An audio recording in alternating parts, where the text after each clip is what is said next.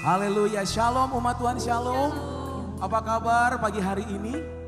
Luar biasa, amin. Saya yakin percaya pada saat kita datang ke rumah Tuhan, kita sama-sama membawa hati kita yang terbaik, katakan amin. Saya ajak umat Tuhan semuanya bangkit berdiri. Coba katakan ke kanan kiri, selamat hari Minggu, Tuhan Yesus memberkati. Biar sukacita melimpah di pagi hari ini, katakan amin. Sekali lagi tepuk tangan yang terbaik untuk Tuhan Yesus Allah kita. Allah kita itu dahsyat, katakan amin.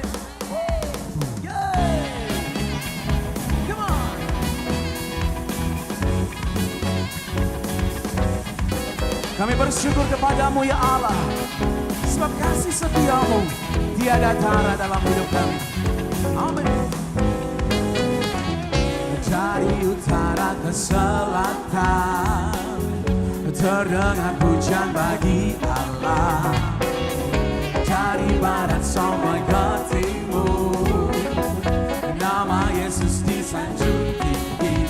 Dari pulau-pulau, lembah-lembah, gunung-gunung yang tinggi, kemuliaannya disaksikan, kebesarannya diceritakan. Yesus, Yesus, nama Yesus, nama Yesus disanjung tinggi. Dari pulau-pulau, lembah-lembah, gunung-gunung yang tinggi. Allahku dahsyat berkuasa, suruh bumi sujud menyembah, tinggikan namamu. Allahku dahsyat berkuasa, suruh bumi sujud, tinggikan namamu. Ya Allahku dahsyat, melebihi Allah di bumi di surga. Amin. Katakan sama-sama, kemuliaannya disaksikan, kebesarannya diceritakan. Panggil Yesus, Yesus, nama Yesus, nama Yesus disanjung tinggi. Dari pulau-pulau, lembah-lembah, gunung-gunung yang. Sekali lagi katakan, cepat. Allahku dahsyat berkuasa, suruh bumi sujud menyembah, tinggikan namamu. Allahku dahsyat berkuasa, suruh bumi sujud. Katakan, Allahku dahsyat berkuasa, suruh bumi sujud menyembah, tinggikan namamu. Allahku dahsyat berkuasa, suruh bumi sujud menyembah, tinggikan namamu. Oh, kami bangga mempunyai Bapa yang baik. Terima kasih untuk Yesus Kristus yang sudah menebus kami. Terima kasih untuk setiap karya kebaikan-Mu yang melimpah-limpah dalam kami. Oh, katakan haleluya.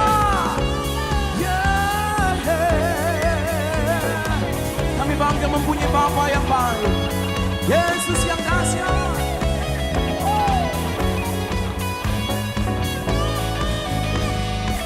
Sama-sama katakan, Allahku dahsyat berkuasa, suruh bumi sujud menyembah, tinggikan namamu.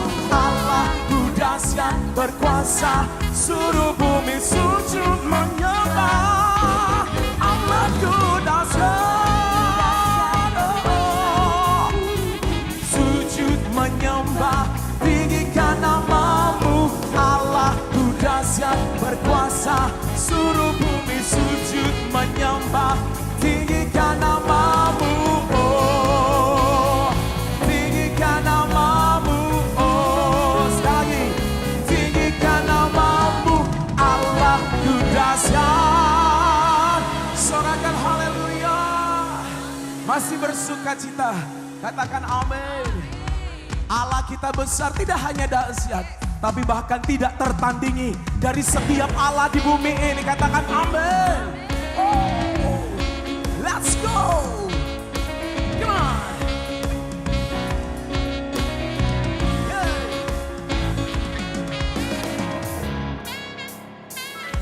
Ada siapa kau bandingkan perbuatannya yang heran. Tak ada, katakan, kerajaannya yang terbesar tak akan tergoyahkan. Semua musuh pun gemetar mendengar namamu Tuhan. Sorak kemenangan. Sungguh tak tertandingi, tak ada yang setara denganmu.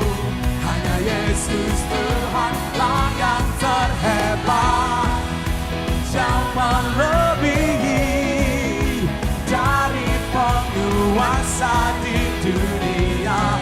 Kerajaanmu dekat,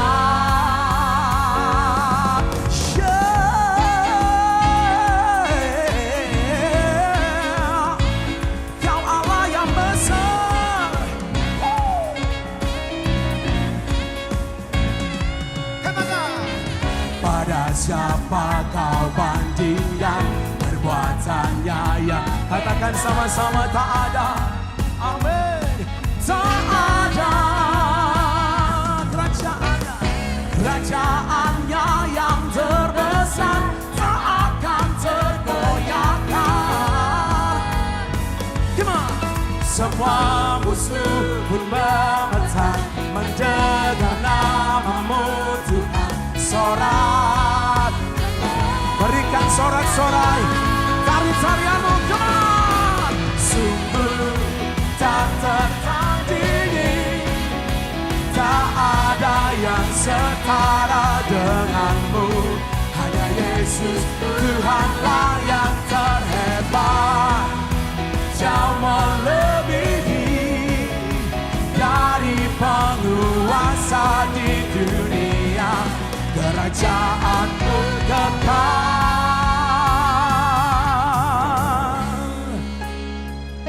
Biar semua makhluk yang hidup bernafas di bumi ini hanya menyembah kepada Yesus Tuhan. Katakan amin. Yakin percaya tahun 2026 bukan manusia, bukan harta kekayaan yang kita cari, tetapi kita kejar hadirat Tuhan. Katakan amin. Sebab dalam hadirat Tuhan ada kuasa, di dalam hadirat Tuhan ada mujizat, ada kesukaan. Katakan amin. Come on.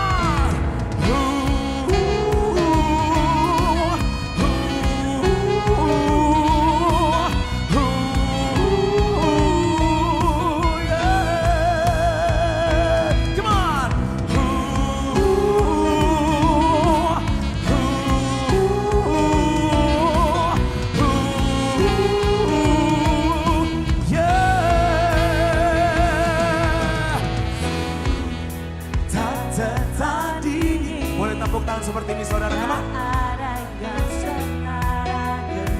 deklarasikan setiap pujian kepada Bapa. Yes Lord. Amen.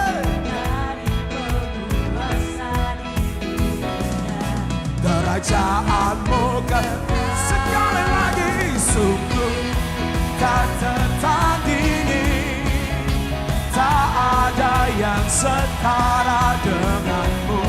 Hanya Yesus Tuhanlah yang terhebat, jauh melebihi dari penguasa di dunia. Kerajaanmu kekal.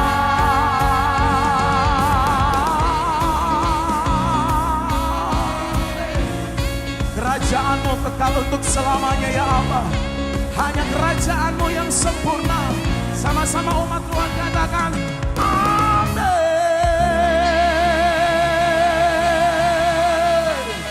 Haleluya. Haleluya. Kami persilakan kembali duduk saudaraku. Kami silakan untuk mendengarkan pengumuman.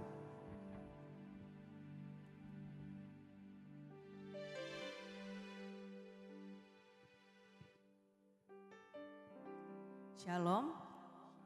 Saat ini kami ingin menyambut bagi Bapak Ibu yang baru pertama kali hadir di tempat ini, apakah boleh mengangkat tangannya? Kami rindu untuk berkenalan.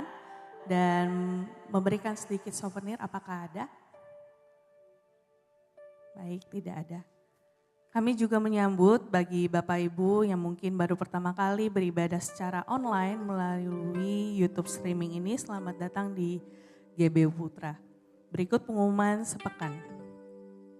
Ibadah doa Rabu melalui Instagram Sukirno terjadi jam 8 malam. Ibadah doa hari Sabtu setiap jam 11 siang di GLCC. Anchor Kids diadakan jam 9 pagi di Bali United, 11 siang dan jam 4 sore di GLCC. Anchor Teens diadakan 9 pagi di Bali United dan 11 siang di GLCC. Kelas bimbingan pranikah akan dibuka kembali bagi pasangan yang akan menikah sampai tahun depan, Juli 2027, dan ingin mendaftar, harap mendaftar di meja informasi depan. Keluarga besar GB Putra turut sepenanggungan atas meninggalnya Bapak Taslim Dharma, yaitu suami dari Ibu Susan Ong pada 24 Maret. Kiranya Tuhan memberi penghiburan dan kekuatan di masa sulit ini. Akan diadakan ibadah Jumat Agung pada hari Jumat 3 April di Bali United jam 9 pagi dan di GLCC jam 11 siang. Jangan lupa 5 menit bagi Yesus setiap hari. Sekian pengumuman saat ini, waktunya kita untuk memberikan persembahan yang terbaik untuk Tuhan. Terdapat QR Code di depan kursi Bapak Ibu, dan bagi jemaat yang hadir di sini serta yang menyaksikan ibadah secara online, terdapat QR Code yang ditampilkan di layar atau di warta gereja. Tuhan Yesus memberkati. Haleluya, haleluya.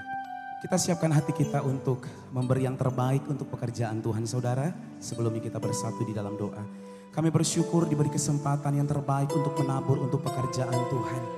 Engkau kuduskan setiap persembahan kami ya Tuhan. Berkenan kepadamu ya Bapa. Hanya di dalam nama Tuhan Yesus Kristus kami telah berdoa dan mengucap syukur, sama-sama katakan amin. I worship you, Jesus, I worship you with all of my heart and all of my soul. I love to worship you. I worship you, Jesus. I worship you with all of my heart and all of my soul. I love to worship you. Angkat pujian ini saudara. My heart longs to worship you. My soul longs to see you, Jesus. You alone are the King of my life. You're the most high, my God. My heart longs to serve you, Lord. My desire longs to see you, Jesus.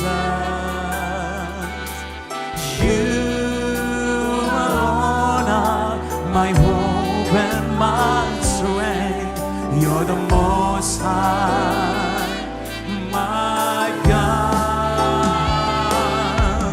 I worship you, Jesus. I worship you. Amen. With all of my heart and all of my soul, I love you. I love to worship you. I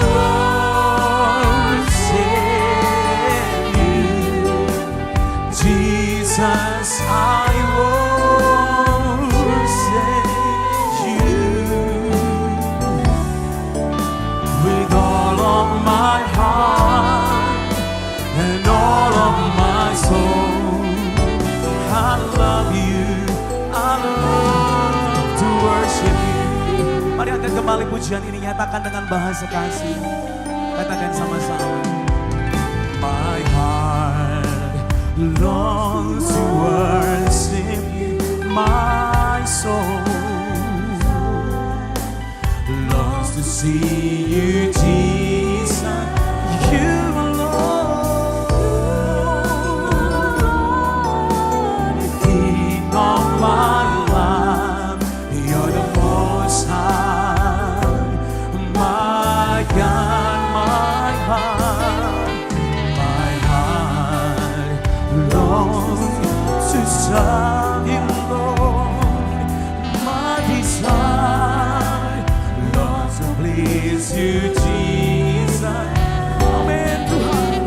You alone are my hope and my strength. You're the most high, my God. I worship you, Jesus. I worship you with all of my heart and all of my soul. I love you, I love to worship you. Sekali lagi katakan, I worship you. I worship you, my Jesus. Jesus, I worship you with all of my heart and all of my soul. I love you, I love to worship you.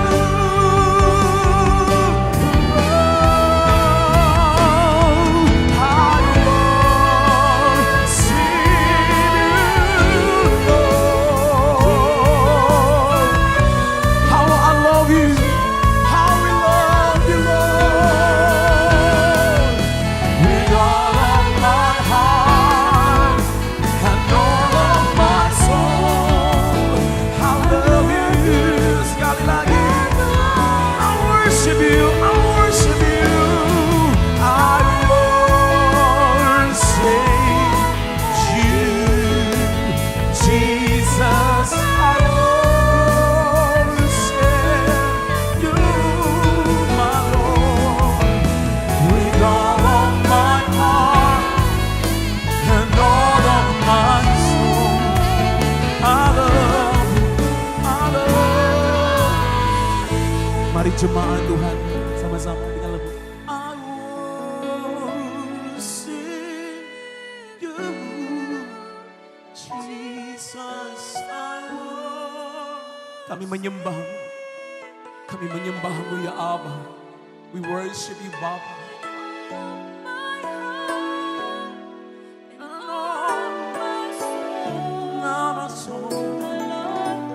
Sekali lagi dengan lembut ngomong sama Tuhan, I love you, I worship you, I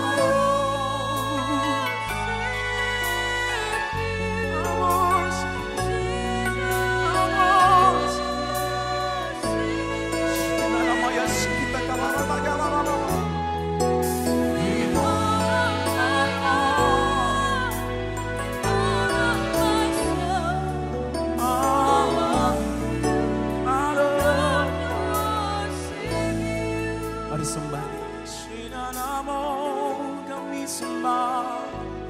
kami sembah Engkau Tuhan. I love you, I love. Mari sembah dia saudara. Oh haleluya, we worship you, I will worship you, my Lord. Kami sembah Kau Allah yang hidup.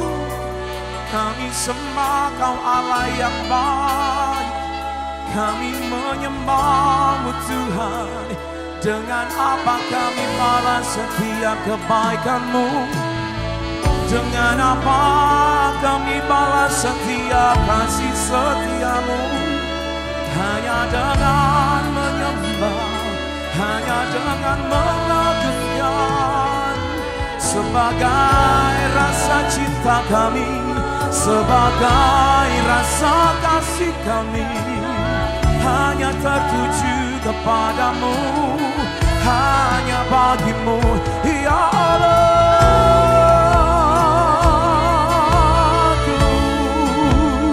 Mari saudaraku sembahlah ya Allah.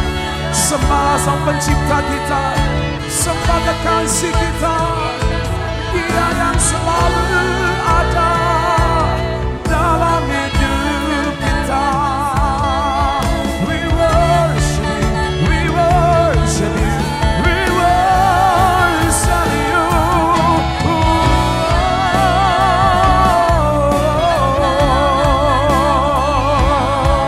Inilah persembahan kami ya Tuhan, inilah persembahan kami, inilah korban syukur kami yang kami persembahkan hanya bagi-Mu. We love You, we love You, we love You, Lord.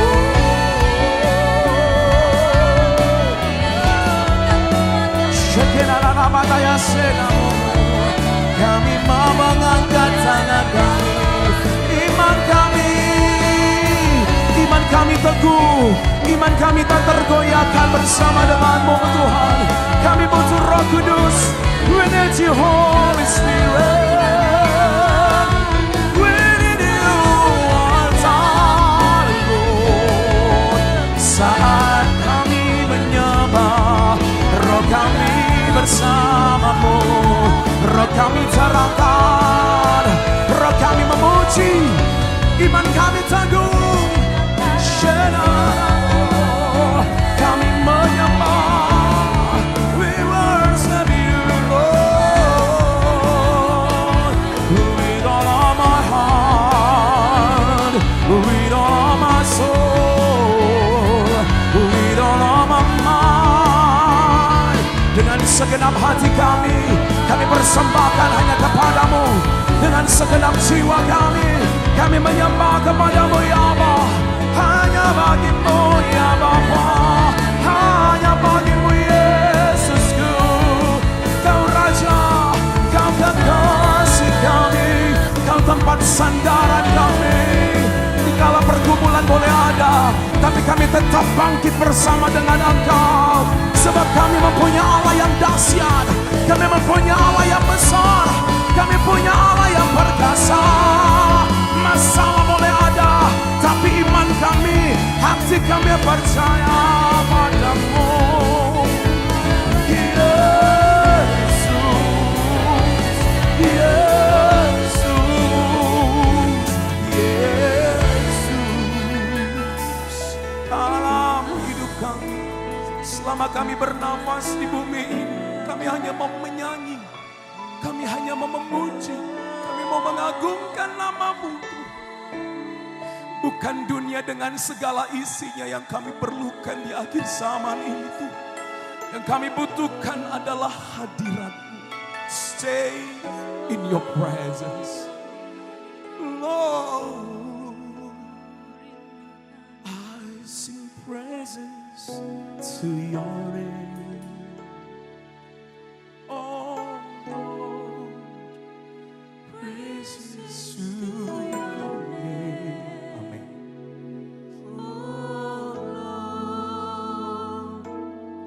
For Your name is great and greatly to be praised. My Lord, my Jesus, I sing Praises to Your name, oh Lord. Praises to Your name, oh Lord.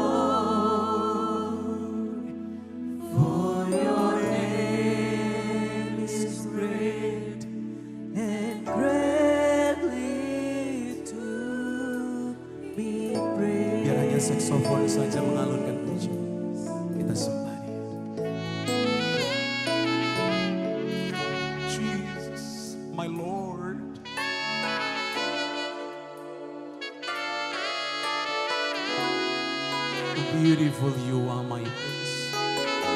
Prince of God. Son of God.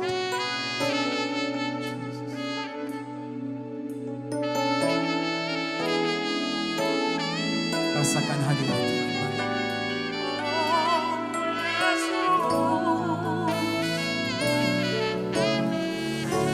I sing praises to your name. Jesus, Jesus, my Lord.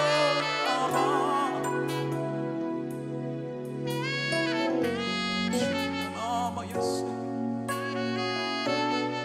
Yesus. Sama-sama kami undang jemaat Tuhan bangkit berdiri. Katakan sama-sama, I sing praises to your name. I sing praises to your name, oh Lord.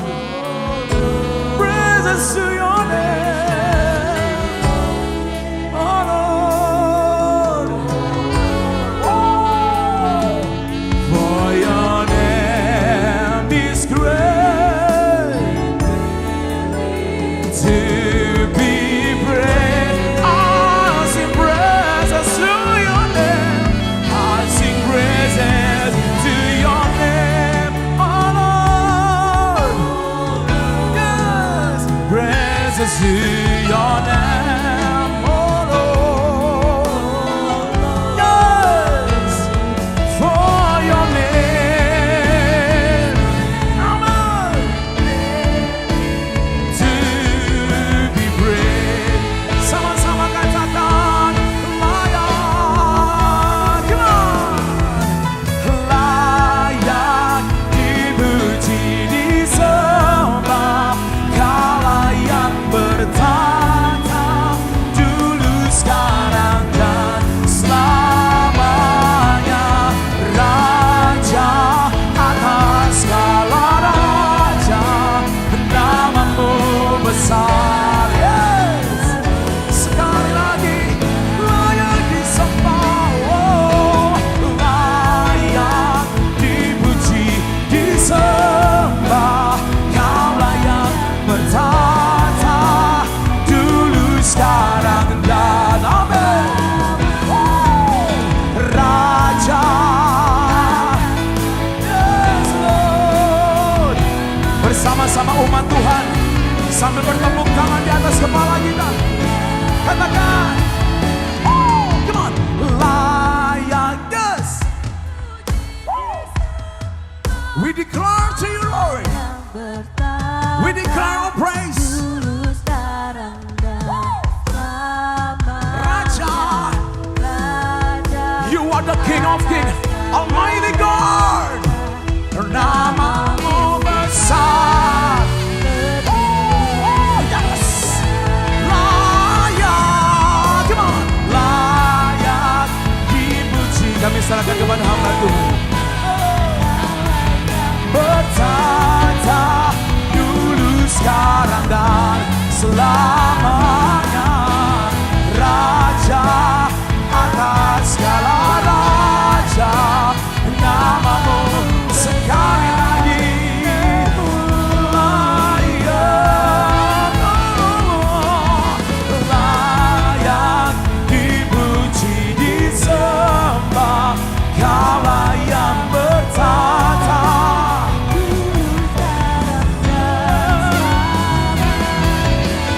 Raja atas segala raja, namamu besar, termuliamu, namamu besar, termulia, namamu besar, termulia. Tepuk tangan sorak-sorai yang terbaik.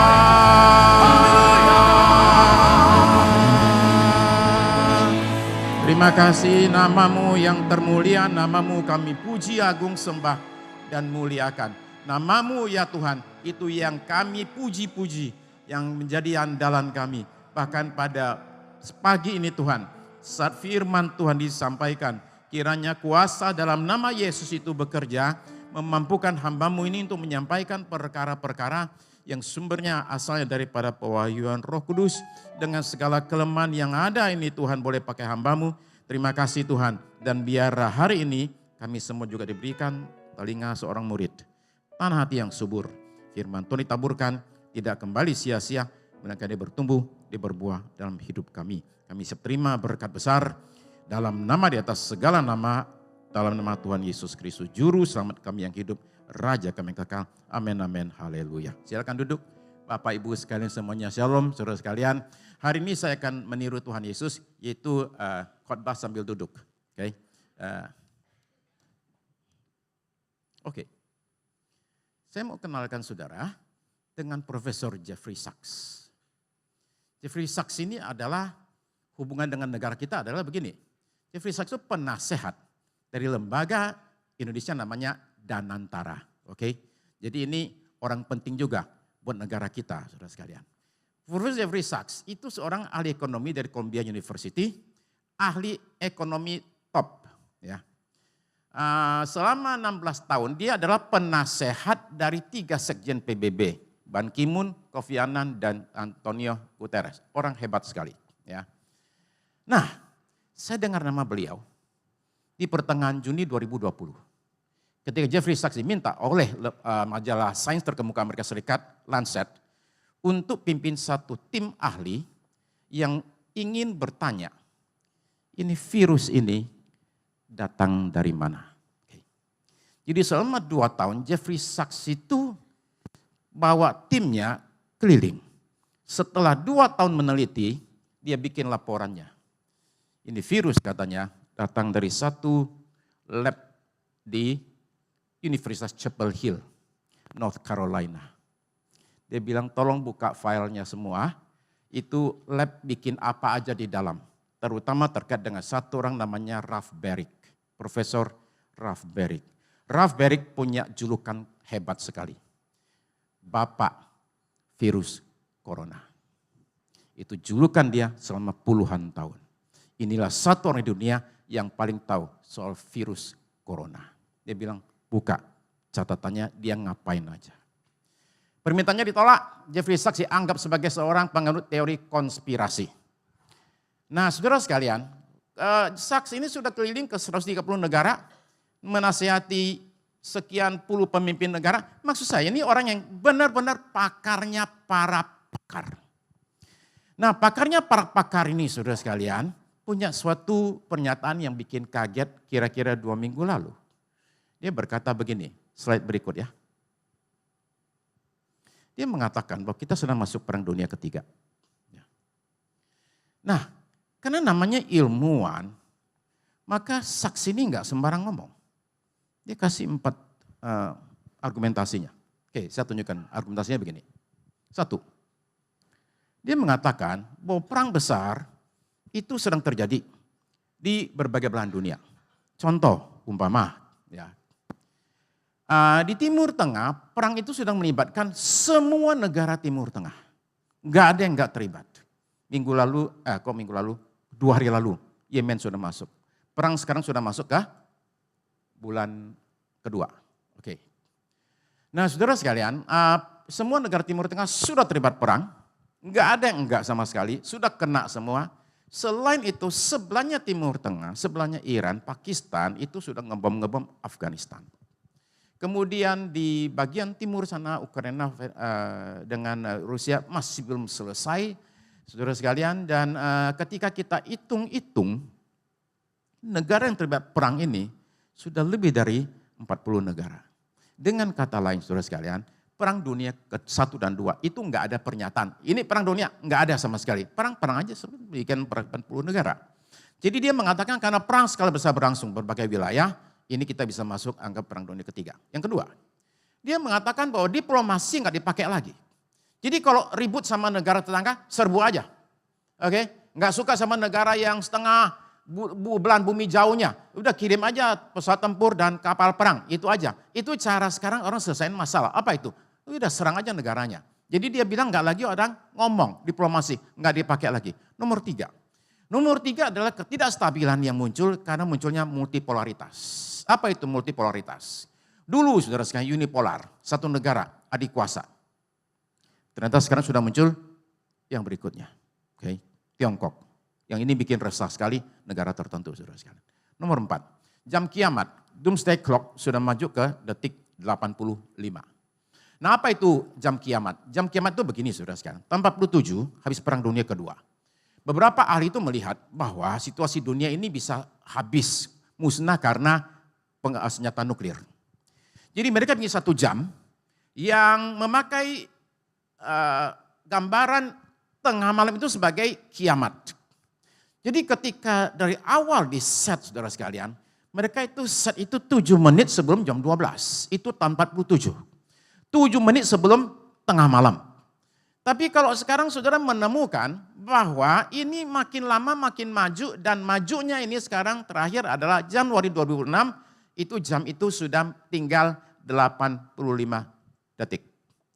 Slide berikut ya. Nah, jadi 85 detik adalah masa paling singkat sejak Perang Dunia Pertama. Jadi Jeffrey Sachs mengatakan atas dasar ini, dia mengatakan bahwa saya belum pernah melihat ancaman atas dunia begitu besar seperti sekarang ini. Nah, saudara terkasih, Albert Einstein dalam interview di tahun 49 itu bilang begini. Saya tidak tahu senjata apa akan dipakai di Perang Dunia Ketiga. Dia bilang saya nggak tahu. Tapi Perang Dunia Keempat akan memakai tongkat dan batu. Maksudnya begini. Kehancuran di Perang Dunia Ketiga akan begitu hebatnya sehingga umat manusia akan kembali ke zaman batu. Semua kemajuan teknologi manusia, semua kemajuan peradaban itu semua akan habis di Perang Dunia Ketiga, saudara sekalian. Nah, saya ada mengunjungi 4 museum yang sangat mengunjang jiwa saya. Ini semua 4 museum terkait dengan Perang Dunia Kedua.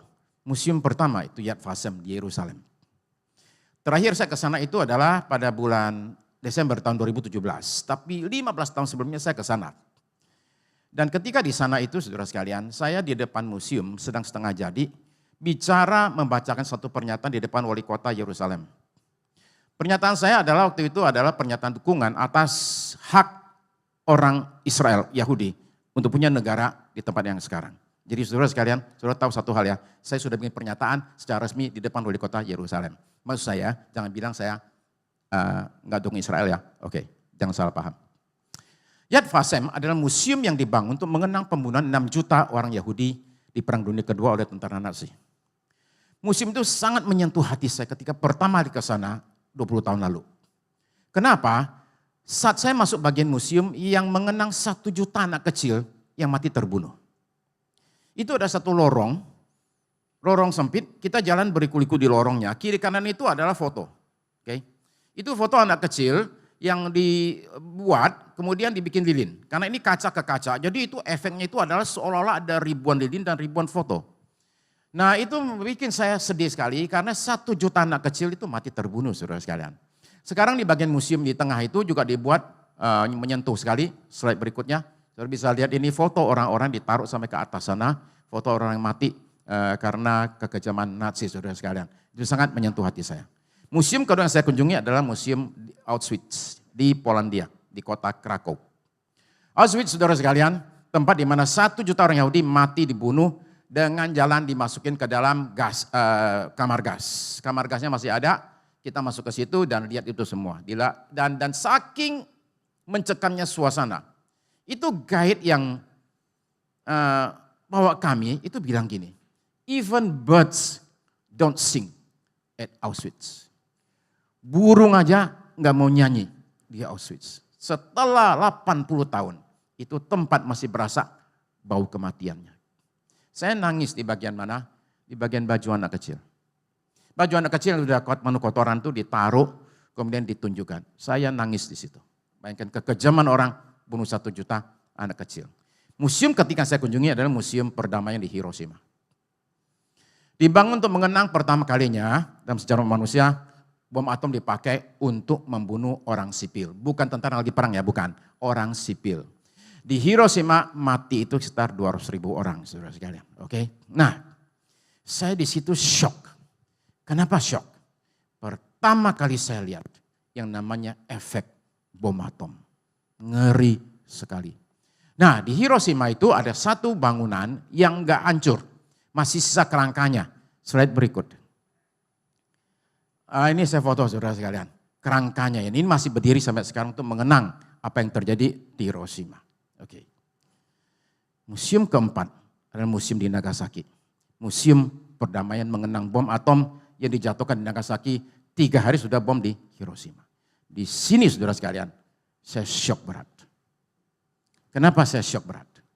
Karena satu, di situ ini kecil sekali, enggak gede, tapi di situ ada satu hal yang enggak ada di bagian lain. Apa itu? Foto jenazah. Itu jenazah saudara sekalian. Itu jenazah itu hangus loh itu. Bayi ya, bayi. Hitam semua karena bom nuklir. Sebelahnya mamanya, hitam juga. Anak kecil saudara sekalian, hancur badannya. Itu semua ditaruh di situ. Bikin shock sekali. Nagasaki. Ya. Itu saya shock benar. Saya duduk diam lama sekali. Tapi kemudian saya ke Nagasaki, saudara tahu saya tempuh perjalanan 10 jam loh. 10 jam itu naik kereta api tercepat di dunia, Shinkansen. Saya habisin uang berjuta-juta, cuman setengah jam di sana. Kenapa? Saya mau foto satu tempat. Saya mau foto saudara sekalian bangunan ini. Oke. Saudara perlu tahu, Nagasaki adalah pusat kekristenan di Jepang. Inilah tempat di mana gereja-gereja berada, Nagasaki. Nah di lapangan ini saudara sekalian, hujan-hujan ya. Udah tempuh perjalanan 5 jam, pulang 5 jam lagi 10 jam. Di sana cuma setengah jam, lari-lari, hujan. Saya foto ini, yaitu bekas gereja. Sebelah kanan, oke? Yang kanan ya. Oke, slide berikut, saya foto lebih dekat. Ini dia. Yang sebelah kanan saudara sekalian, adalah satu-satunya tiang gereja yang tersisa. Karena bom Nagasaki. Saudara tahu enggak? Kenapa Nagasaki dan Hiroshima dipilih begitu banyak kota di Jepang? Ini penjelasannya. Bahwa di 2 kota ini, kalau bom dijatuhkan, korbannya paling banyak. Coba pikir baik-baik ya. 2 minggu sebelum Nagasaki dan Hiroshima, Jepang sudah ajukan proposal perdamaian. Dia sudah mau nyerah. Tapi bom tetap harus dijatuhkan. Untuk apa? Penelitian, riset. Saudara tahu mas saya, manusia itu kejamnya minta ampun, saudara sekalian. Kejamnya minta ampun. Inti saya cuma begini, dampak perang itu sangat amat mengerikan. Apalagi kalau zaman sekarang dipakai bom nuklir. Yang kekuatannya itu ratusan kali dari bom atom Hiroshima. Itu bunuh bukan ratus ribu orang, itu bunuh jutaan orang, saudara sekalian. Satu negara hilang lewat satu bom, saudara sekalian. Nah, bom nuklir gimana dengan perang di Iran, saudara sekalian? Sudah masuk dalam bulan kedua. Yaitu mulai dibicarakan bahwa ada kemungkinan bom akan dipakai. Oke, yang punya cuma satu negara di situ, saudara sekalian. Oke, perang ini sudah bergeser. Dia diawali dengan perang militer. Oke, slide berikut ya. Ini bagus juga ya. Saya bikin cuma 1 menit, percaya nggak? ChatGPT, oke, suruh bikin. Saya tulis bikinin slide, menunjukkan progres perang Iran, dari perang militer sampai ke perang pangan, sampai ke perang. Begitulah, langsung jadi loh. Kalau dulu bikin seharian saudara sekalian, oke. ChatGPT menolong sekali, oke. Inti saya adalah saudara sekalian, ini perang sudah geser dari semula perang militer. Kemudian jadi perang energi. 20% minyak dunia mengalir melalui satu selat sempit namanya Selat Hormuz. Sekarang sudah berhenti, saudara sekalian. 1/5 pasukan minyak dunia sudah berhenti. Direktur Badan Eksekutif Energi Dunia melaporkan kerusakan terjadi pada 40 lokasi berupa ladang minyak dan gas. Kalau dia mau dibuka lagi, itu perlu waktu bukan baharian, bukan mingguan. Perlu berbulan-bulan, mungkin tahunan, saudara sekalian. Jadi ke depannya, kalau kita lihat tren ini, kalau perangnya nggak selesai dalam waktu 1 bulan lagi, alias sudah 2 bulan, harga minyak akan naik sampai ke $150, maka kita tahu resesi mengancam seluruh dunia. Nggak ada yang kena, saudara sekalian. 90% BBM Australia itu adalah impor Australia. Ini BBM sudah naik 40% dan 500 pom bensin sudah tutup, saudara sekalian. Ya, bensin nggak ada. Filipina darurat energi. Kita syukur terima kasih kepada Tuhan. Indonesia ini saudara sekalian masih aman loh. Di luar pemikiran orang saudara sekalian. Negara kita ini saya percaya dalam perlindungan Tuhan saudara sekalian. Korea sudah menganjurkan orang naik sepeda aja dan mandi dicepetin. Jangan lama-lama kayak sekarang. Oke ya, pakai minyak soalnya semua. Jalan-jalan, kepikir jalan-jalan, ya nanti sebentar lagi udah goodbye lah. Gak usah jalan-jalan lagi ya. Kenapa? Karena pesawat akan terlalu mahal sekali. Tapi perang Iran bukan lagi sekedar perang militer atau perang energi, tapi perang makanan. Kenapa? Karena ternyata sepertiga pupuk dunia mengalir melalui Selat Hormuz. Sekarang pasukan pupuk dunia stop. Jadi musim tanam itu nggak akan nunggu orang. Pupuk belum nyampe kita tunda. Nggak bisa, itu soalnya alam. Jadi kalau pupukmu nggak datang, ya udah berlalu nggak ada musim tanam. Jadi pangan saudara sekalian akan terganggu sekali. Australia alami masalah pangan karena truk pengangkut buah-buahan dan sayur-sayuran itu nggak jalan. Kenapa? BBM tinggi. Saudara paham yang suka apokat dan jeruk Australia? Ya sudahlah, ya, yang lokal aja ya, oke ya, yang lokal juga oke kok, ya, apokat lokal, Mickey, oke ya, oke. Saudara sekalian, perang Iran bukan lagi sekedar perang militer, perang energi, perang pangan, tapi perang teknologi. Kenapa? Untuk bikin microchip, otaknya handphone saudara, laptop dan mobil saudara, untuk bikin microchip, itu microchip mesti direndam di cairan helium. Separuh helium dunia datang dari satu negara, Qatar. Itu sudah berhenti pasokannya. Lengkaplah sudah dunia ini babak belur. Tapi itu belum selesai saudara sekalian. Beberapa orang berusaha membuat perang ini menjadi perang agama. Perang ini diharapkan mempercepat kedatangan Tuhan Yesus kali yang kedua.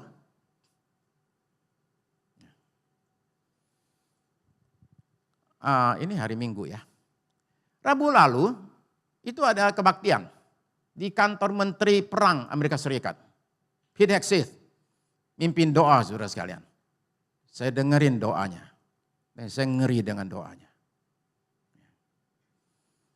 Berikanlah kami kekerasan yang begitu luar biasa untuk hancurkan mereka yang tidak layak menerima belas kasihan. Biar setiap peluru kami semuanya kena kepada musuh kebenaran dan negara kami. Setiap perkataan Hegseth mengutip perjanjian lama. Enggak ada satu kali dia kutip Yesus yang ajarkan kelemah lembutan saudara sekalian. Saudara sekalian, kenapa agama dilibatkan? Saya kasih tahu. Karena kalau sudah pakai agama, orang enggak boleh nanya, enggak boleh kritik. Kamu kritik dan nanya, kamu anti Tuhan, anti kebenaran. Jadi orang nggak boleh nanya, ini kenapa kita perang, habis biaya berapa, tujuannya apa, nggak ada. Jadi agama paling enak dipakai. Nah saya mau kasih tahu saudara satu hal yang penting. Mempercepat kedatangan Tuhan Yesus ke muka bumi bukan dengan lakukan perang. Tapi lakukan penginjilan. Ini ayatnya, Matius 24 ayat 14. Dan Injil kerajaan ini akan diberitakan di seluruh dunia menjadi kesaksian bagi semua bangsa, barulah tiba kesudahannya. Nah saudara sekalian, jadi di tengah-tengah ancaman zaman yang begitu menakutkan ini, saya merenung selama 3 minggu saudara saya buat khotbah hari ini. Merenung dan berpikir bagaimana caranya saudara saya itu di tengah-tengah ancaman ini bisa mendapatkan kemenangan saudara sekalian tanpa kita menjadi orang yang ketakutan. Jadi saya usul beberapa langkah. Nomor 1, saudara dan saya mesti miliki pola pandang surga. Ya. Jadi ada 2 pola pandang. Yang pertama adalah pola pandang dunia, ada pola pandang surga. Pola pandang dunia itu pola pandang manusia. Sifatnya itu cepat, singkat, picik, jangka pendek. Yang dilihat adalah masalah. Nah pola pandang surga itu beda sekali. Pola pandang surga itu adalah pola pandang sudut pandang yang benar, yang menghilangkan ketakutan dan kecemasan, enggak bikin takut kami cemas, justru membawa ketenangan dan kedamaian yang muncul dari kesadaran kita bahwa Tuhan itu tetap bertata, Dia masih berkuasa dan memerintah dan terus mengatur dunia, menggenapi rencananya atas kita semua. Itu pola pandang surga, saudara sekalian. Jadi pola pandang surga adalah Tuhan itu bertata. Dia mengatur segala-galanya, dia nggak pernah panik, Tuhan nggak pernah kaget, nggak ada yang bikin dia terkejut-kejut saudara sekalian. Nah ini dasarnya, Mazmur 2 ayat 1. Mengapa rusuh bangsa-bangsa? Mengapa suku-suku bangsa menerka-reka perkara yang sia-sia? Apa itu perkara yang sia-sia? Ayat 2. Raja-raja dunia bersiap-siap dan para pembesar bermufakat bersama-sama melawan Tuhan dan yang diurapinya. Marilah kita memutuskan belenggu-belenggu mereka dan membuang tali-tali mereka daripada kita. Ini pemberontakan yang dilawan Tuhan. Dia ini menunjuk kepada Tuhan. Dia yang bersemayam di sorga tertawa. Tuhan mengolok mereka, saudara sekalian. Jadi Tuhan itu tertawa. Tuhan itu enggak lagi panik, saudara sekalian. Dia enggak lagi garuk-garuk kepala di sorga dan ngomong sama malaikat, aduh kepalaku pusing ngurusin dunia kok jadi kayak gitu ya. Enggak sama sekali, saudara sekalian. Tuhan itu oke, dia sedang bertata, saudara sekalian. Wahyu 4 ayat 2. Segera aku dikuasai oleh roh dan lihatlah sebuah tata terdiri sorga dan di tata itu duduk seorang. Dan dia yang duduk di tata itu nampaknya bagaikan permata yaspis dan permata sardis. Dan suatu pelangi melingkungi tata itu gilang gemilang bagaikan zamrud rupanya. Jadi Tuhan sedang bertata di sorga, semuanya oke-oke saja. Apa yang terjadi di dunia saudara sekalian, enggak bikin sorga jadi kacau. Tuhan tetap bertata. Jadi saudara dan saya itu mesti punya pandangan yang demikian saudara sekalian. Nah kita ini punya gak akses ke sudut pandang Tuhan? Jawabannya punya. Kenapa? Ada di sini semua. Jadi Alkitab kita memandang hidup ini, memandang dunia ini dengan segala masalahnya dari sudut pandang Tuhan saudara sekalian. Jadi kita semua bisa memahami seperti apa. Nah jadi semua yang terjadi ini sesuai dengan rencana agung yang sudah dinyatakan ribuan tahun yang lalu saudara sekalian. Kenapa dunia harus kacau? Kenapa akhir zaman ditandai dengan perang dan bencana? Saya mengusulkan 3 kemungkinan alasan. 1. Yang pertama adalah bahwa semua ini adalah konsekuensi. Konsekuensi apa? Pemberontakan umat manusia. Jadi kekacauan dunia ini bukanlah keinginan Tuhan, tapi ini konsekuensi dari pemberontakan terjadi di Taman Eden. Nah konsekuensi itu nggak bisa dihindari. Orang berusaha lari dari konsekuensi, nggak bisa. Orang bisa lari dari konsekuensi, tapi tidak mungkin lari dari konsekuensi akibat lari dari konsekuensi. Konsekuensi akan kejar kita terus, saudara-saudara sekalian. Jadi Tuhan itu bukan jahat, tapi dia konsisten terhadap konsekuensi. Bahwa sekalipun dosa dan pemberontakan manusia itu bukan hal yang dikehendaki Tuhan, tapi itu hasil dari pilihan bebas manusia. Tapi konsekuensinya tetap mesti berlangsung, ya sudah, apa boleh buat. Saudara sekalian, itu yang pertama. Semua ini adalah konsekuensi, nggak bisa dihindari. 2, kerusakan dunia ini buktikan bahwa firman Tuhan itu benar. Dia sudah bilang, jangan makan dari buah terlarang itu. Kalau kamu makan, kamu mati. Nah, jadi semua yang kita di dunia ini membuktikan bahwa Tuhan itu ngomongnya itu nggak sembarangan. Dia ngomong benar. 3, kerusakan dunia ini membuat kita merindukan yang namanya pemulihan. Ya, siapa suka barang rusak? Enggak ada lah. Kita maunya yang bagus, yang baru, termasuk dunia ini. Nah, jadi semua yang terjadi membuat kita akhirnya sadar, kita rindu sesuatu yang baru, yang bagus, yang Tuhan berikan buat kita langit baru dan bumi yang baru. Nah, kalau saudara-saudara agak mikir, saudara akan protes sama saya. Oke, protes saudara itu begini. Bapak ada bikin video satu, oke, beredar kemana-mana. Anjuran berdoa supaya kalau boleh Tuhan itu tunda perangnya, batalin perangnya. Kan harus terjadi. Lah kenapa berdoanya begitu? Ya toh? Nah saudara sekalian begini, saya bilang kalau boleh minta Tuhan tunda perangnya itu. Kalaupun harus terjadi, saya ajak kita doa 3 hal. 1, perangnya jangan lama. Nomor 2, perang jangan melebar kemana-mana. 3, korban sipil nggak banyak. Ya. Kenapa berdoa? Supaya kalau bisa jangan perang, padahal perang harus terjadi. Karena Matius 18 ayat 7 saudara sekalian. Matius 18 ayat 7 itu bilang gini, celakalah dunia dengan segala penyesatannya. Memang penyesatan harus ada, tapi celakalah orang yang mengadakannya. Nah prinsip ini saya pakai untuk yang namanya perang. Memang perang harus ada, tapi celakalah orang yang mengadakan perang, saudara-saudara sekalian. Perang itu selalu merusak. Saya kasihkan beberapa hal yang saya dapat dari bacaannya di slide berikut. Begini ya yang saya dapat. Yang namanya perang selalu berlangsungnya lebih parah, selalu lebih lama daripada perhitungan awal. Selalu. Ya.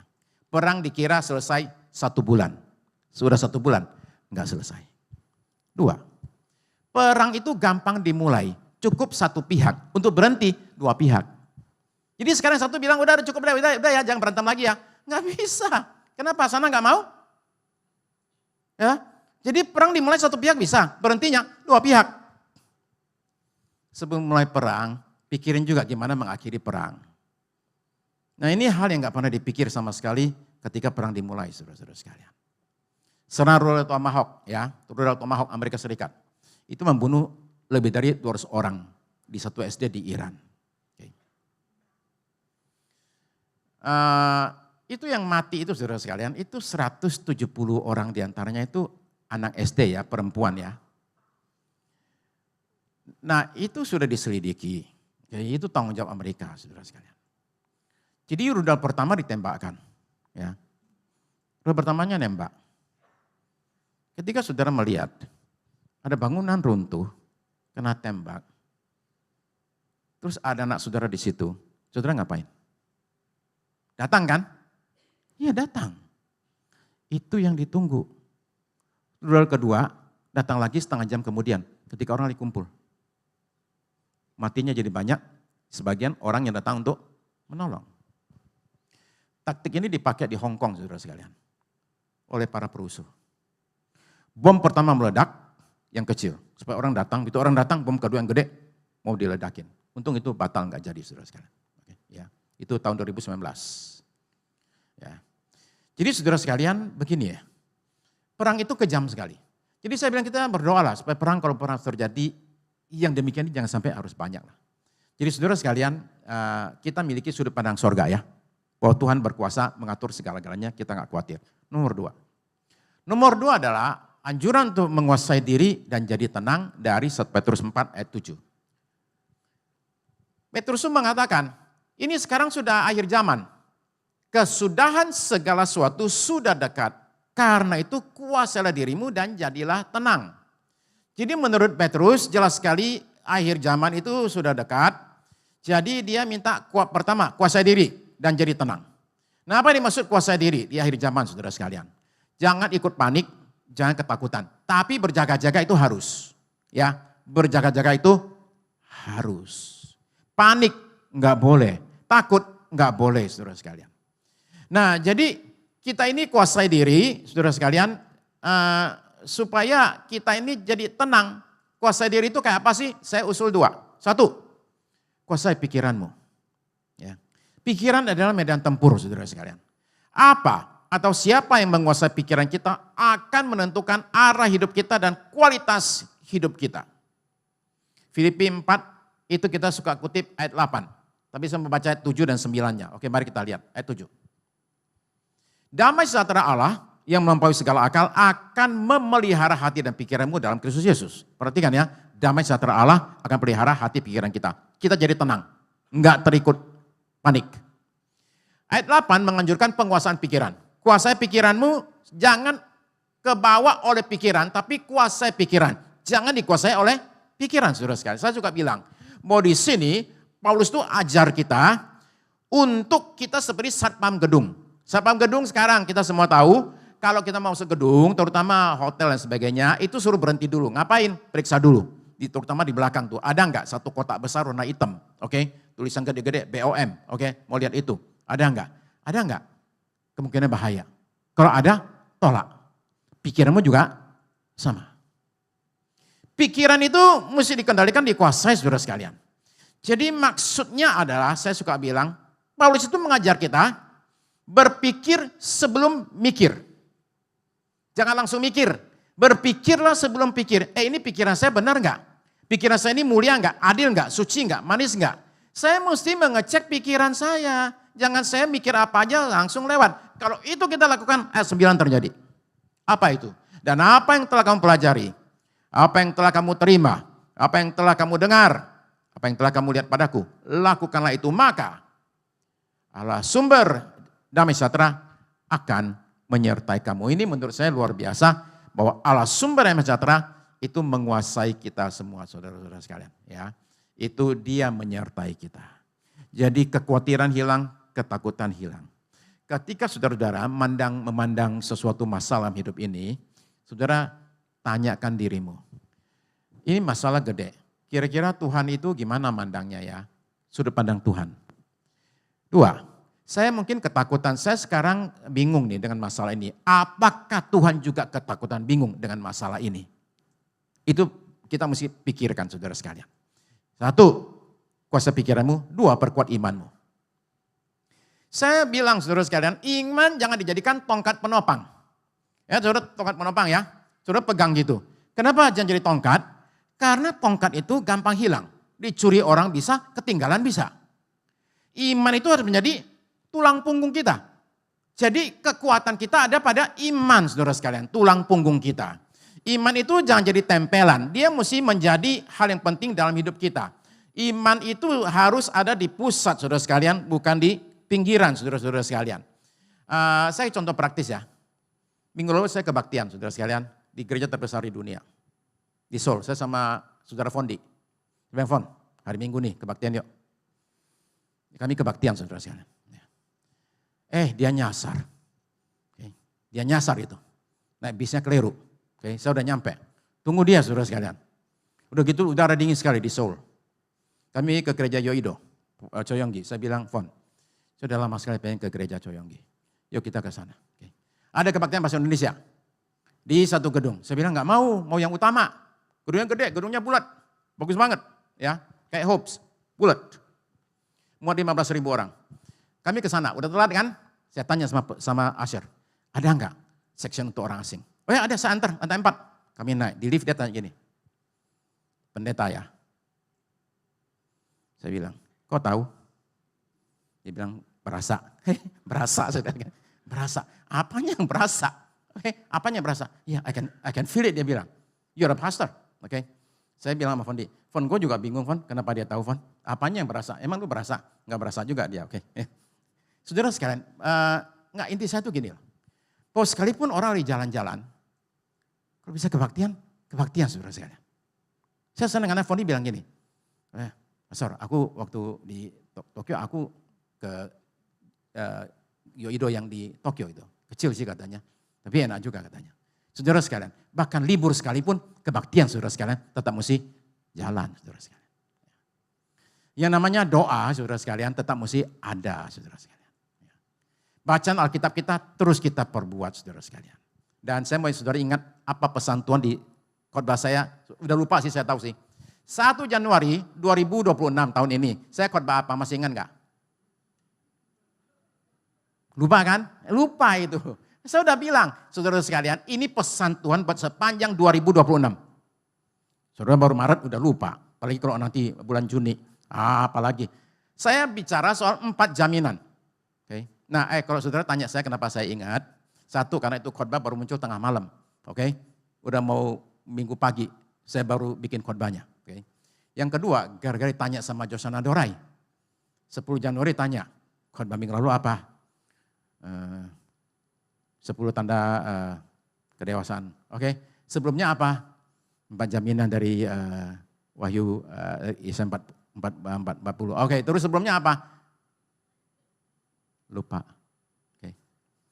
Jadi kalau saudara lupa, tenang ya. Oke, saya maklum sekali. Ya, saya aja lupa khotbah 3 minggu lalu.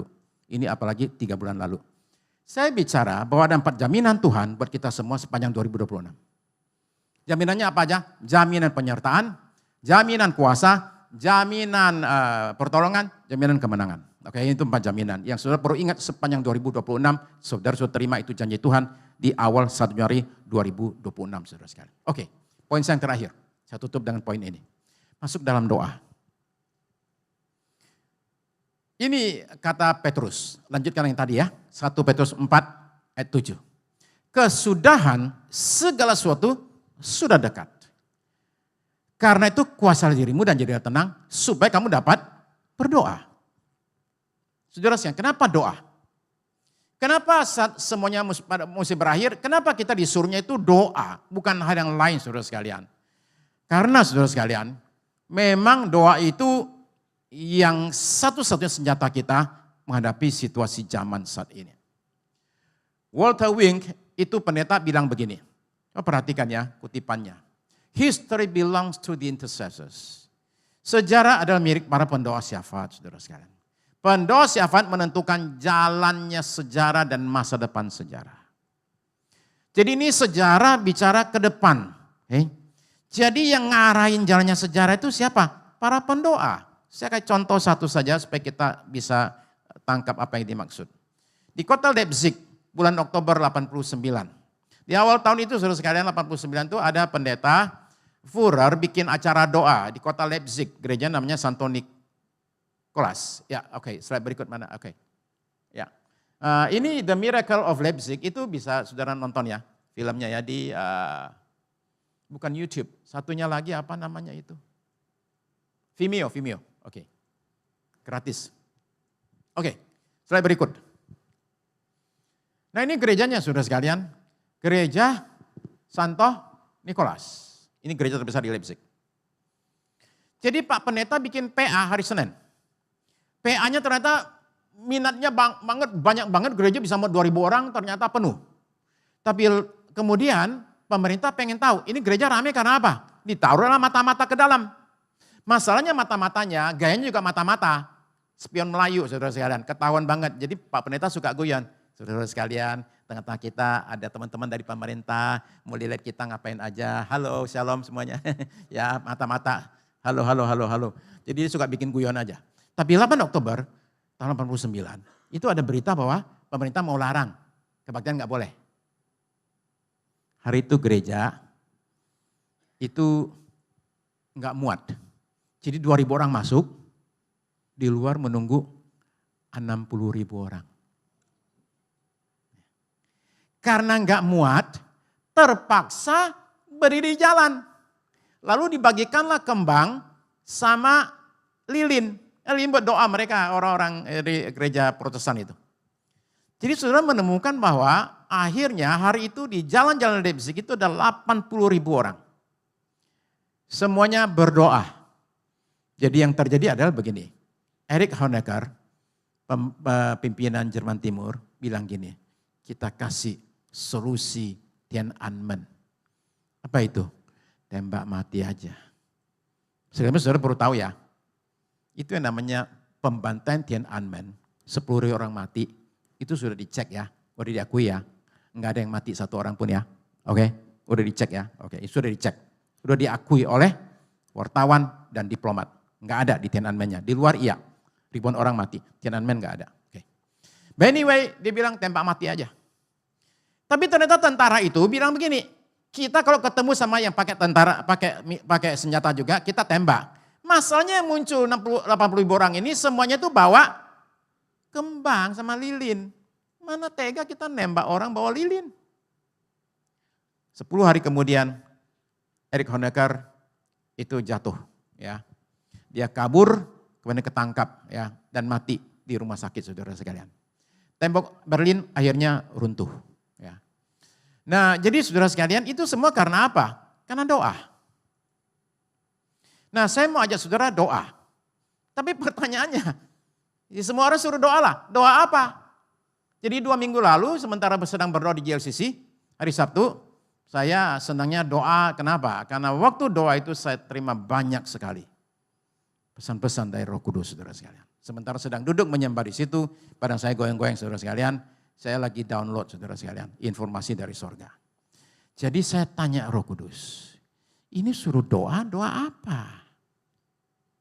Dan saya dibawa ke 4 pasal di Alkitab. 2 Raja-Raja pasal 4, 5, 6, dan 7. Itu rangkaian 8 mujizat. Oke? Nah, saya tunjukkan saudara ya. Bacaannya ini. Dari pasal 4, 5, 6, 7. 4 pasal di 2 Raja-Raja. Saudara di rumah baca ya. Oke. Karena ini janji berlaku buat kita semua. Yang pertama adalah saudara sekalian, adalah kisah tentang minyak tidak habis-habis. Minyak itu sama tepung terigunya itu enggak habis-habis, diambil pakai Yesus, ada terus. Ini bicara penyediaan Tuhan yang enggak pernah habis-habisnya. Oke. Yang kedua adalah anak perempuan Sunem itu mati dibangkitkan kembali. Ini bicara soal kebangkitan, yang mati hidup lagi. Oke. Yang ketiga adalah itu ada racun di dalam makanan, itu ditawarkan, dibuat menjadi makanannya jadi enggak apa-apa, enggak kena itu. Oke, itu perlindungan. Yang keempat adalah ada cerita beri makan 100 orang dengan makanan hanya buat 2-3 orang. Itu bicara pelipat gandaan dari surga, saudara sekalian. Lalu kemudian nomor 5, kusta disembuhkan. Naaman namanya, oke? Itu bicara kesembuhan. Kapak udah tenggelam, ngapung lagi. Itu bicara pemulihan, yang hilang kembali lagi. Nomor 7, musuh dikalahkan, kemenangan. 8, krisis ekonomi berhenti. Itu kelepasan, saudara sekalian. Itu 8 mujizat yang saudara dan saya mesti doakan. Ya. Saudara baca ceritanya dan doakan itu. Saya nggak tahu situasimu apa yang dibutuhkan, tapi ini mencakup semua kebutuhan dalam hidup kita. Ya. Krisis ekonominya itu menarik yang nomor 8, karena kata Elisa, besok katanya harga tinggi inflasi berhenti. Ya. Itu sampai orang itu belinya makanannya itu berupa kepala keledai dan kotoran merpati. Itu dijual saudara-saudara sekalian. Ya, dengan harga berjuta-juta hanya buat makan. Nah, orang aja ibu-ibu makan anak sendiri. Anak sendiri dibunuh, kanibal anaknya. Itu di Alkitab dicatat saudara, kanibal anak. Jadi situasi yang sangat ekstrim, oleh Elisa dibilang, besok keadaan semua normal. Pegawai nggak percaya, kata ajudan raja. Emang langit kebuka apa sampai jadi kayak gitu? Kata Elisa, oke lu nggak percaya, ya udah begini ya. Besok akan terjadi, sesuai saya ngomong, tapi kamunya mati. Mati itu orang itu, keinjak-injak di pintu gerbang. Jadi saudara sekalian, saudara baca ceritanya, saudara doakan itu semua saudara sekalian. Karena situasi zaman mendorong kita untuk hidup dalam kuasa supranatural. Semua kita saudara sekalian perlu sekali. Mungkin akan ada lockdown lagi, kita nggak tahu saudara sekalian. Ya, oke. Ya. Orang-orang dianjurkan untuk ada di rumah saja, kerja dari rumah saudara sekalian. Bahan bakar bisa naik tinggi, semua akan situasi. Nah, saya mau dorong saudara-saudara begini, oke. Message ini adalah message pengharapan buat kita semua. Tuhan itu ada menyertai kita semua, oke. Ada, amin saudara sekalian. Saudara percaya, Tuhan menyertai kita ya, amin, oke. Jadi enggak usah khawatir, enggak usah takut. Saudara yang punya bisnis, jalan bisnisnya tenang-tenang saja, oke. Tuhan akan memberikan perlindungan dan memberikan ide dan kekuatan dan hikmat, oke. Itu yang saya dapat ya. Saya dapat satu kata buat para pengusaha. Wisdom, hikmat. Minta hikmat dari Tuhan. Saya mesti ngapain dalam situasi ini. Oke? Kalau saudara doa minta hikmat, 1 hari nggak dapat, saudara mesti doa 2 hari. Kalau 2 hari nggak dapat, saudara mesti doa 3 hari, 4 hari, 5 hari. Kalau saudara cari terus hikmat dari sorga, ini kata Yakobus.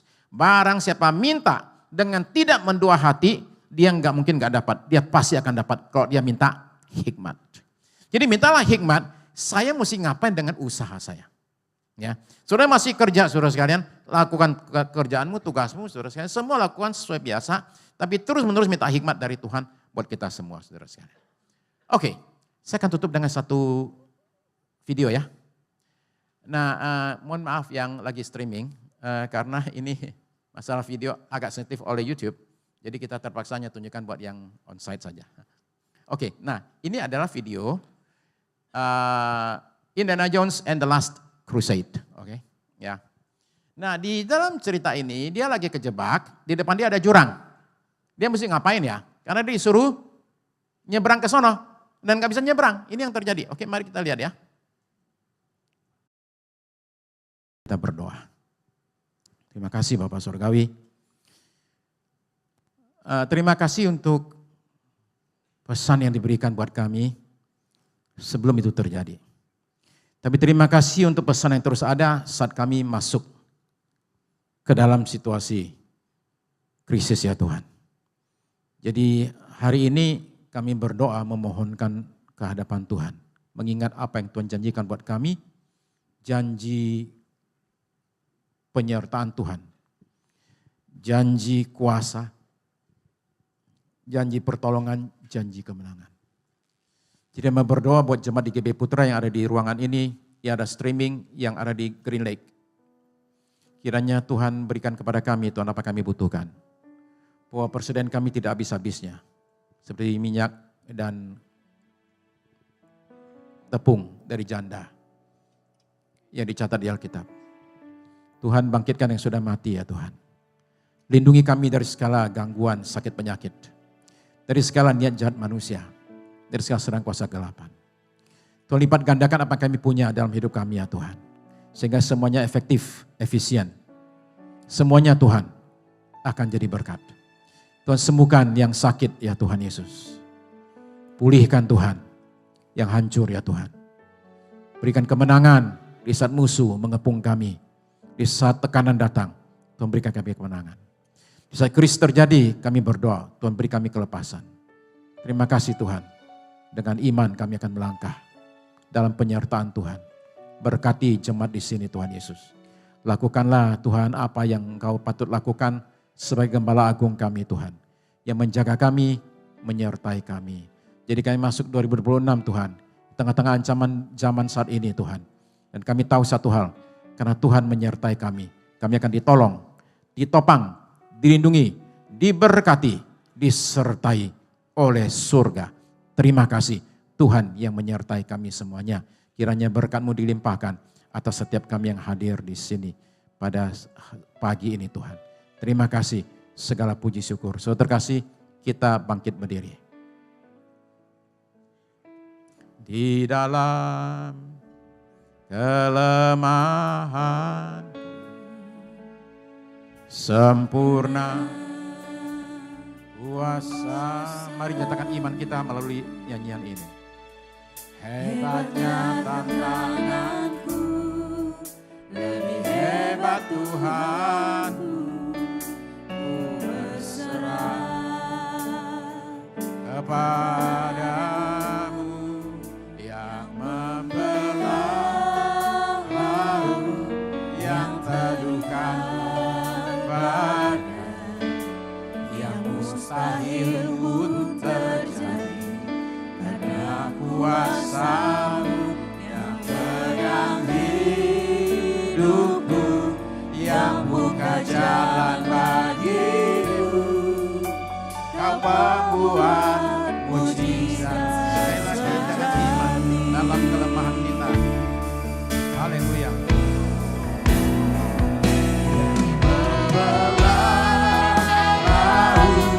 Yang terduga yang mustahil pun terjadi karena kuasa-Mu yang pegang hidupku, yang buka jalan bagiku. Kau membuat mujizat. Sekali lagi dengan iman katakan, yang membelah laut, yang teduhkan badai, yang mustahil pun terjadi karena kuasa-Mu yang pegang hidupku, yang buka jalan bagiku. Kau membuat mujizat sejati,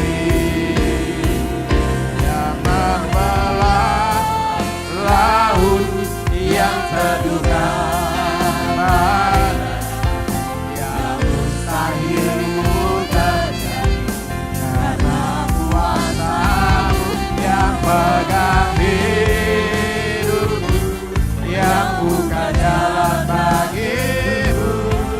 Kau membuat mujizat. Dengan iman katakan sekali lagi, yang membelah laut, yang membelah laut, yang teduhkan badai, yang mustahil pun terjadi karena kuasa-Mu yang pegang hidupku, yang buka jalan bagiku.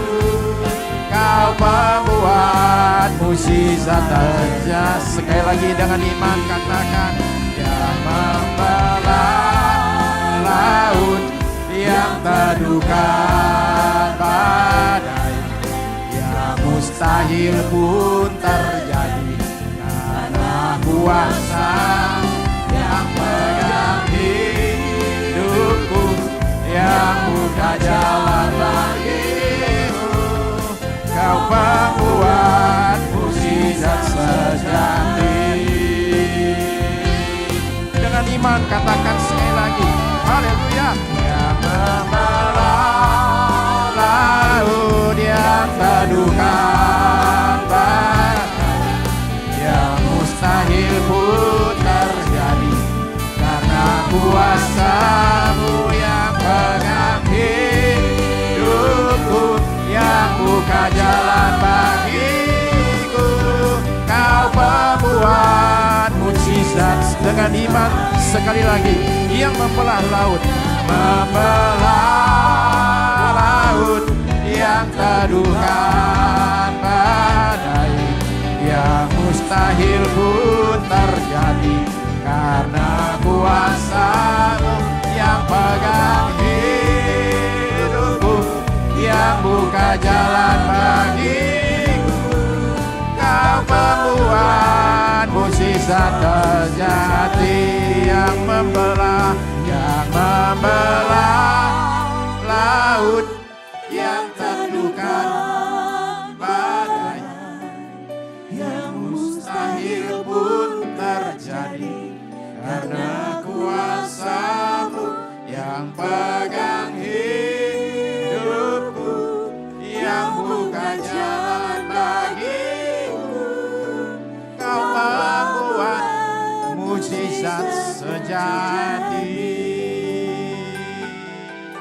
Kau pembuat mukjizat sejati. Kau pembuat mukjizat sejati.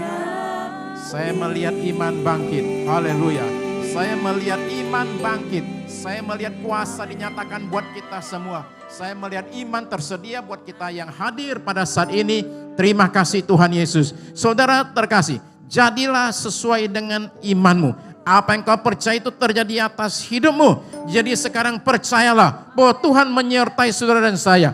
Percayalah Tuhan beri kemenangan buat saudara dan saya. Tuhan buka jalan, Tuhan tolong, Tuhan sertai, Tuhan dukung, Tuhan junjung kita semua saudara sekalian. Sampai masa tuamu aku tetap dia. Sampai putih rambutmu aku menggendong kamu. Tuhan menyertai kita saudara sekalian hari ke hari. Sampai kepada kesudahannya. Biar bangkitlah iman dari gereja ini. Bangkitlah iman dari jemaat ini. Iman percaya akan penyertaan Tuhan. Iman percaya akan kemenangan dari Tuhan. Iman percaya akan kuasa Tuhan. Jadilah buat kita semua sesuai dengan imanmu. Karena itu berimanlah yang baik buat dirimu. Berimanlah yang benar buat dirimu. Beriman saudara sekalian, percaya sekalipun situasi tidak mendukung iman kita. Tapi kita berjalan bukan dengan penglihatan kita. Kita berjalan dengan iman percaya kita bahwa bagi Tuhan tidak ada yang mustahil dan tidak ada yang mustahil bagi orang percaya. Sebab itu terimalah iman dari sorga buat saudara pada saat ini dalam nama Yesus. Terimalah kuasa kekuatan dari sorga di dalam nama Yesus. Berlakulah pada saat ini apa yang saudara percayai terjadi karena Tuhan menyertai saudara dan saya. Terima kasih Tuhan Yesus. Kuasa itu biarlah turun atas semua jemaat yang hadir di sini Tuhan. Ya Tuhan, terima kasih. Terima kasih, iman itu turun atas kami semua. Iman itu turun atas kami semua. Kami terima sepenuhnya karunia iman ini yang mampukan kami untuk berjalan di tempat di mana tidak ada jalan. Tuhan membuka jalan. Bahwa kami akan menaklukkan lembah dan gunung ya Tuhan. Kami akan terus menerus disertai oleh Tuhan. Terima kasih hari ini Tuhan Yesus. Kami terima kemenangan ini Tuhan. Kami terima kekuatan ini Tuhan. Dari sorga berlaku buat kami semua. Tak ada satu pun dari jemaat ini yang kekurangan. Karena Tuhan Engkau sudah berfirman, beri kami kemenangan, penyertaan, dan pertolongan. Tidak ada yang kekurangan. Tidak ada yang akan alami yang tidak baik di luar Tuhan. Terima kasih Tuhan Yesus. Jemaat ini terlindungi oleh karena kuasa Tuhan. Dalam nama Yesus, jemaat ini terlindungi, dijauhkan dari segala krisis, dilindungi dari segala krisis. Dalam nama Yesus kami akan berkecukupan, bahkan akan berkelebihan memberi. Di tengah-tengah krisis, kami justru akan mengalami kuasa dan pertolongan Tuhan. Terima kasih Tuhan Yesus buat semuanya ini Tuhan. Biarlah kuasa itu nyata buat kami, supaya kami saksikan untuk menceritakan kebesaran-Mu. Terima kasih Tuhan Yesus, biar kemuliaan Tuhan kami boleh lihat terjadi atas hidup kami sepanjang 2026. Terima kasih Tuhan Yesus buat semua ini Tuhan. Doa kami Tuhan Yesus buat situasi dunia, supaya Tuhan nyatakan rencana-Mu atas muka bumi ini. Kami berdoa Tuhan Yesus, kalau boleh Tuhan, tidak banyak korban-korban orang-orang sipil dari perang Tuhan. Kami doa perangnya bisa cepat selesai Tuhan Yesus. Kalau boleh kami doa Tuhan, perangnya bisa cepat selesai Tuhan Yesus. Terima kasih Tuhan, dan Tuhan berkati Indonesia. Jauhkan Indonesia dari berbagai kemunduran Tuhan, dari segala kerugian. Tapi Tuhan memberkati bangsa kami, memberkati Presiden kami Prabowo Subianto, membawa dia Tuhan Yesus untuk menjadi alat berkat bagi bangsa kami. Tuhan, kami memohonkan supaya Presiden kami dikelilingi oleh orang-orang baik, yang beri nasihat yang baik kepada hamba-Mu ini Tuhan. Tuhan pimpin Presiden kami, langkah-langkahnya dipimpin oleh Tuhan. Terima kasih, berkat Tuhan turun atas bangsa kami. Terima kasih Tuhan, berkat Tuhan nyata atas kami semua yang beribadah pada hari ini Tuhan Yesus. Bagian yang berkat Tuhan dinyatakan atas kami sekalian. Terima kasih Tuhan. Saudara-saudari terkasih dalam Tuhan Yesus, ibadah kita pada pagi ini sudah selesai. Mari kita semua berpisah satu dengan yang lain, dengan membawa berkat-berkat yang berlimpah dari surga atas hidup saudara sekalian. Di dalam nama Bapa, Putra dan Roh Kudus. Amin. Amin. Terima kasih Yesusku, terima kasih Yesusku, puji syukur hanya bagi Tuhanku. Terima kasih Yesusku, terima kasih Yesusku, puji syukur hanya bagi Tuhanku. Dan sungguh-sungguh katakan terima kasih. Terima kasih Yesusku, terima kasih Yesusku, puji syukur hanya bagi Tuhanku. Terima kasih Yesusku, terima kasih Yesusku, puji syukur hanya bagi. Puji syukur kami, puji syukur hanya bagi Tuhan. Puji syukur hanya bagi Tuhanku. Terima kasih Tuhan, hanya di dalam nama Tuhan Yesus Kristus. Haleluya. Amin. Tuhan Yesus berkati. Happy Sunday saudaraku. God bless you.